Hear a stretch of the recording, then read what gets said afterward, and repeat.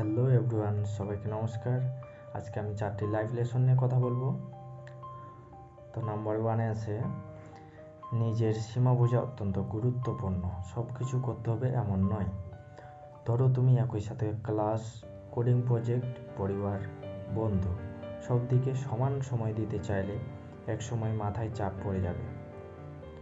উদাহরণ হিসেবে যদি বলি, কেউ যদি প্রতিদিন 6 থেকে 7 ঘন্টা পড়াশোনা, 2 থেকে 3 ঘন্টা জিম, আবার রাতে ফ্রিল্যান্সিং করতে চায়, শেষে দেখা যাবে কোনোটাতেই ঠিকমতো ফোকাস থাকবে না।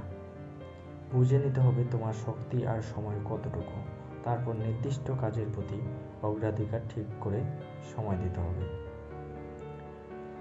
নাম্বার 2 আছে, নীরবতা সবসময় দুর্বলতা নয়, অনেক সময় শক্তি।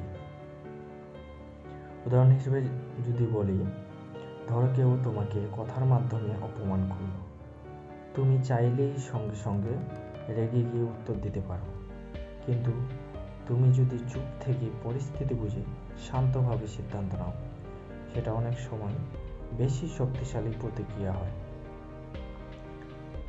নাম্বার 3, বন্ধু কম হলেও সমস্যা নেই, সত্যিকারের বন্ধু একজন হলেই যথেষ্ট। উদাহরণ হিসেবে যদি বলি, 20 জন পরিচিত বন্ধু থাকার চেয়ে একজন এমন বন্ধু থাকা ভালো যে প্রয়োজনের সময় পাশে দাঁড়াবে, তোমার সাফল্যে খুশি হবে, আর ভুল করলে সত্যি কথা বলবে, তোমাকে ভুল ধরিয়ে দিবে। ধরো যখন তুমি সমস্যায় পড়লে, এরপর সবার কাছে বললে, সবাই শুধু শুনে যায়, কিন্তু তোমার আসল বন্ধু তুমি না বললেও বুঝে ফেলে এবং তোমাকে সাহায্য করে। নাম্বার 4-এ আছে, নিজেকে উন্নত করা একটা লাইফ টাইম প্রক্রিয়া। উদাহরণ হিসেবে যদি বলি, তুমি আজ কোডিং শিখলে, কিন্তু 2-3 বছর পরে নতুন ভাষা, নতুন টুল, নতুন টেকনোলজি চলে আসবে। যদি শেখা থামিয়ে দাও, তুমি পিছিয়ে যাবে।